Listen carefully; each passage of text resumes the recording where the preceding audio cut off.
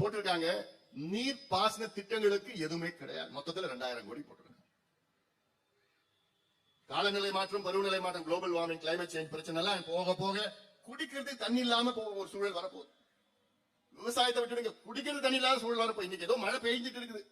அங்கங்க மாத்தி மாசம் மாத்தி இந்த மாத்தி தை மாசம் இப்ப பாத்தீங்கன்னா பொங்கல் நேரத்தில் தை மாசத்துல அவ்வளவு மழை பெய்யுது. முடியலாம் கார்த்திகை மாசத்தோட மழை நின்று போயிடும்.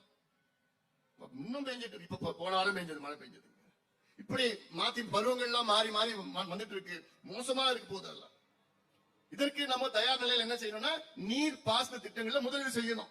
நம்ம பட்ஜெட்ல பாத்தீங்கன்னா அடுத்த 5 ஆண்டுகளில் 1 லட்சம் கோடி நீர் பாசன திட்டங்கள் இரிகேஷன் ஸ்கீம்ஸ்ல முதலீடு செய்யணும்னு நம்ம பட்ஜெட்ல போட்டிருக்கோம். ஆண்டுக்கு 20,000 கோடி அப்படி செஞ்சாதான் தமிழ்நாட்டில் உள்ள திட்டங்கள் ஏதாவது மழை வர மழைய தேக்கி வைக்கிற திட்டங்கள் இதெல்லாம். அப்படி ஒரு திட்டம் கூட இந்த பட்ஜெட்லயோ இந்த திமுக ஆட்சியிலயோ இந்த திராவிட மாடல் ஆட்சியிலும் செய்யல. ஒரு திட்டம் கூட